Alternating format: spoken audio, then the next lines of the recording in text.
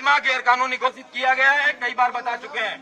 आपके खिलाफ कठोर से कठोर कार्रवाई अमल में लाई जाएगी। आप सभी लोग अपने घर चले जाएं। नेताओं के चक्कर में अपना भविष्य बर्बाद मत करिए। मैं बता रहा हूं आप सबको, आप सभी लोगों की वीडियोग्राफी कराई जा रही है। आपके खिलाफ कठोर से कठोर कार्रवाई की जाएगी।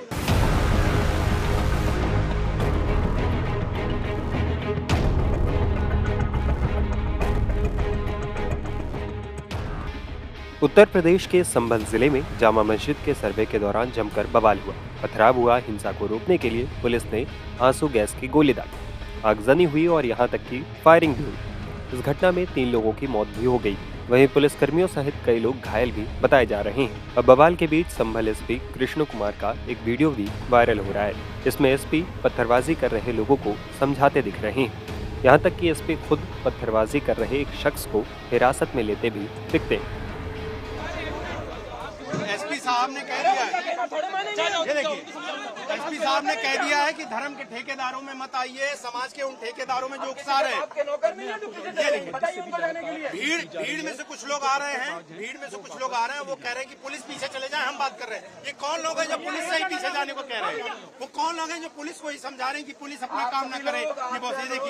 ये देखिए एसपी के तेवर आपको नजर आ रहे होंगे। यूपी पुलिस संभल जिले के एसपी कृष्ण बिश्नोई जो है, उनके तेवर आपके सामने है कि हम किसी के बाप के नौकर नहीं है, हम सरकार के नौकर हैं, हम देश के नौकर हैं, हम देश में कानून व्यवस्था बनाए रखने के लिए काम कर रहे हैं। ये देखिए आइए, एक बार आइए, अंकित आइए, ये देखिए एसपी साहब ने साफ कर दिया है किसी के बाप के नौकर नहीं है। और ये जो ठेकेदार बन रहे हैं धर्म के, वो संभाल लें कि उनके करियर एक्सक्लूसिव। देखिए ये पत्थरबाज, ये उपद्रवी क्यों आए थे तुम भाई? सुबह 8 बजे ये एसपी साहब खुद इसको जो है यहाँ से ले जाते हुए यहाँ पर डिटेन किया गया, थाने ले जाया जा रहा है। ये देखिए ये पत्थर चला रहा था, ये पत्थर चला रहा था, पकड़ के ले गए। तुमने गाड़ियाँ चलाई वाले हो, तुम क्यों आए थे यहाँ? तो पुलिस ने एक पत्थरबाज को यहाँ पर पकड़ा। ये देखिए किसके कहने पे आए थे? कहाँ आए थे तुम यहाँ? किसके पास आए थे?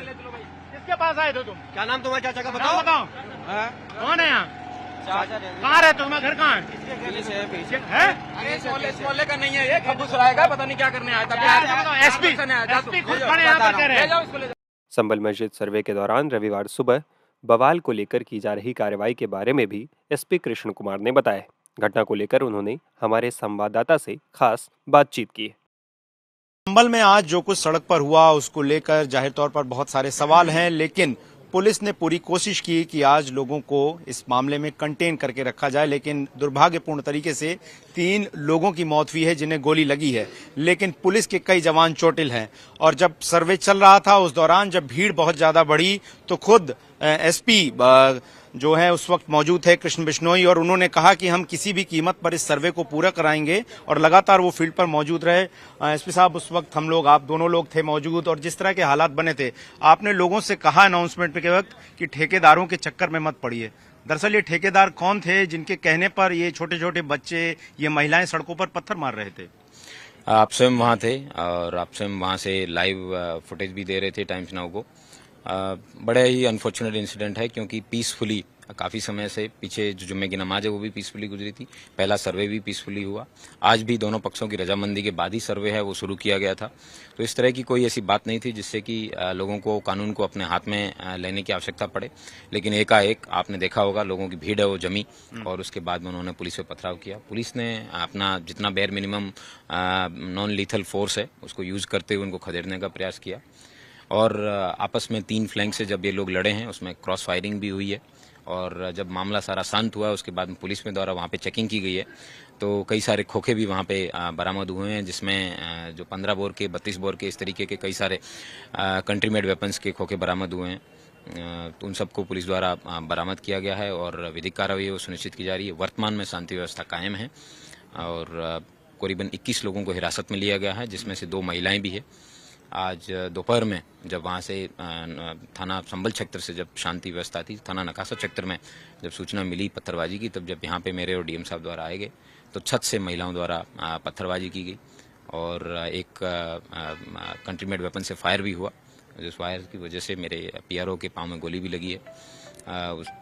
वर्तमान में स्थिति सामान्य है। उन दोनों महिलाओं जिन्होंने पत्थरबाजी की उनको गिरफ्तार कर लिया गया है और जिस व्यक्ति ने कंट्री मेड वेपन फायर किया जिस घर से, उसकी भी तलाश की जा रही है। जल्दी उसको भी गिरफ्तार करके विधिक कार्रवाई सुनिश्चित की जाएगी। जिन 3 लोगों की लड़कों की मौत हुई है वो लोग कौन थे? क्या वो स्थानीय उसी इलाके कर थे और वो इस इलाके में क्या कर रहे थे, कहाँ से, कुछ उसके बारे में जानकारी मिली? उनके बारे में कौन थे वो? जिन 3 लोगों की डेथ की जो सूचना है वो मेडिकल और एम्बुलेंस वहां पे पहुंचने के बाद में मिली है। वो व्यक्ति थाना संभल, एक व्यक्ति का शायद पता है वो थाना संभल क्षेत्र का है, 2 का हयात नगर जो यहाँ से 10 किलोमीटर दूर है वहाँ का है। वो लोग व्यक्ति क्या कर रहे थे, वहाँ पे कैसे थे, क्यों आए थे, ये सब तो सीसीटीवी फुटेज और ड्रोन के जो फुटेज है उनके माध्यम से पता चल सकता है।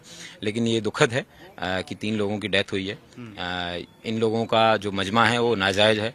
आप जब खड़े थे तब भी मैंने पब्लिकली डिक्लेयर करके नाजायज घोषित किया गया था। इन लोगों के द्वारा जिस तरीके के खोखे और हुए हैं, इसमें संभवतः इनकी क्रॉस फायरिंग में इनकी डेथ हुई है। किन द्वारा की गई है, कौन व्यक्ति इन्वॉल्व थे, कैसे हुआ है, वो सब राज जो है वो सीसीटीवी के माध्यम से ही पता चलेगा। पुलिस द्वारा सारी डीवीआर है वो कलेक्ट की जा रही है और उन डीवीआर का जब विश्लेषण किया जाएगा तो उसके आधार पे इन लोगों के जिन लोगों ने इन लोगों के ऊपर फायर किया है उन लोगों की जानकारी मिल पाएगी। आखिर में एक सवाल, जब लगभग कंटेन कर लिया गया था भीड़ को, तो आप एक लड़के को लेकर आते हैं और आप कहते हैं कि जब आपने हमसे कहा कि इससे पूछिए कहाँ से, और लोकल लोग पहचान भी नहीं रहे थे वो लोग कहाँ थे, ये भीड़ आई कहाँ से? मतलब अचानक से इनका मजमा लगना क्यों शुरू हुआ, कहाँ से हुआ, इनको किसने मोटिवेट किया कि ये लोग यहाँ तक पहुंचे? जो लोग हिरासत में लिए गए हैं उन लोगों के जब व्हाट्सएप मोबाइल्स वगैरह चेक किए जाएंगे उसी से पता चलेगा कि whether there was a conspiracy और नॉट, और किसी प्रकार की कंस्पिरेसी थी या नहीं थी।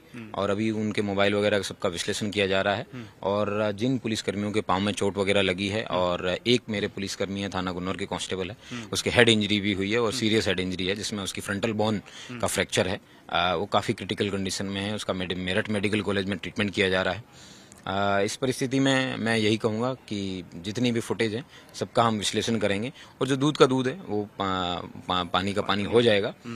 लेकिन जिन जिन लोगों ने इस घटना में इन्वॉल्व थे और जिन जिन लोगों के द्वारा इसमें कानून को हाथ में लेने का प्रयास किया है उन, और अगर कोई किसी प्रकार की कंस्पिरेसी थी, अगर इसका भी पता चलता है, इन सब लोगों के खिलाफ एनएससी की कार्रवाई है वो जरूर अमल में लाई जाएगी। अंतिम में एक सवाल, इंटरनेट बंद करने के लिए संभवतः आदेश दे दिए गए 24 घंटे के लिए, क्या किसी तरह के रिस्ट्रिक्शंस, कर्फ्यू या इस तरीके की चीजें भी इलाके में अभी लगाई गई हैं? वर्तमान में स्थिति सामान्य है, किसी प्रकार के कर्फ्यू की कोई आवश्यकता प्रतीत नहीं होती है, लेकिन इंटरनेट बैन एहतियातन तौर पर किया गया है ताकि किसी प्रकार का कोई रूमर मॉन्गरिंग है वो ना हो। तो चलिए, ये एसपी कृष्ण बिश्नोई जिन्होंने स्पष्ट शब्दों में बता दिया कि जिन लोगों ने पत्थरबाजी की, अवैध तमंचों से फायरिंग की, पुलिस वालों पर हमले किए, उन सभी को गिरफ्तार करके उनकी जांच की जा रही है। लेकिन वो लोग जिन्होंने भीड़ को उकसाया और नाजायज भीड़ वहां पर जलसा जो है हुआ, भीड़ इकट्ठी करने की कोशिश हुई, उनको इन्होंने उस वक्त कहा था कि ठेकेदारों के चक्कर में अपना करियर मत खराब करिए, और उस वक्त टाइम्स नौ भारत आपको लाइव दिखा रहा था। उन सब के खिलाफ जो एफआईआर उनको खोजा जा रहा है और एक एक को पकड़कर उनके खिलाफ एनएसए लगाया जाएगा। लेकिन फिलहाल संभल जिले में स्थिति पूरी तरह से नियंत्रण में है, सामान्य है और आम जनजीवन जो है वो पूरी तरह से चल रहा है। हालांकि स्थानीय लोगों ने अपनी दुकानों को एहतियातन बंद करके रखा है।